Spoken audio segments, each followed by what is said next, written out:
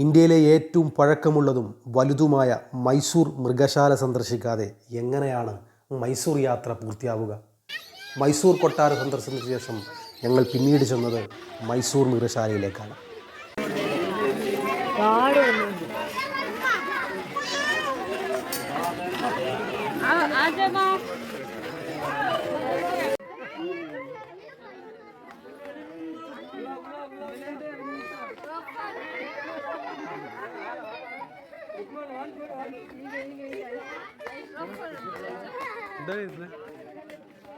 ഇതിൻ്റെ വിവിധ ഭാഗങ്ങളിൽ കണ്ടുവരുന്ന വ്യത്യസ്തങ്ങളായ വർണ്ണ വൈവിധ്യങ്ങളായ പക്ഷികളിൽ തുടങ്ങി കാട്ടിലെ രാജാക്കന്മാരായ സിംഹം, കടുവ, പുലി, പുള്ളിപ്പുലി, കരടി, സീബ്ര, ജിറാഫ്, ചിമ്പാൻസി, സിംഹവാലൻ കുരങ്ങ്, ഹിപ്പോപ്പൊട്ടാമസ്, വിവിധതരം മുതലകൾ, ആനകൾ, ജിറാഫുകൾ, വിവിധതരം മാനുകൾ, ചെന്നായ്ക്കൾ, പാമ്പുകൾ, ആമവർഗ്ഗങ്ങൾ തുടങ്ങി ലോകത്തിൽ എന്തെല്ലാം ജീവികളെന്ന് നാം ചിന്തിച്ചു പോകുന്ന ഇത്രയും മൃഗങ്ങൾ മൈസൂർ മൃഗശാലയിലുണ്ട്.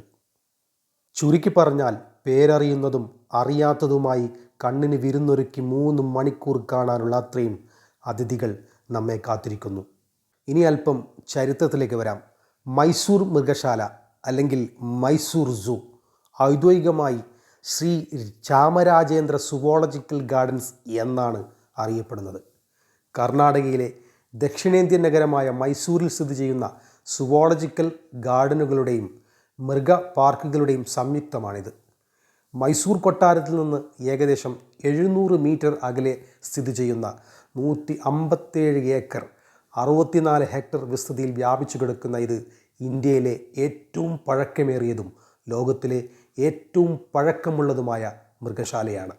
ഇന്ത്യയിലെ ഏറ്റവും പ്രശസ്തമായ മൃഗശാലകളിലൊന്നും നഗരത്തിലെ ഏറ്റവും പ്രശസ്തമായ ആകർഷണങ്ങളിലൊന്നായ 168 ഇനങ്ങളുടെ വിശാലമായ ശ്രേണിയാണ് മൈസൂർ സൂ.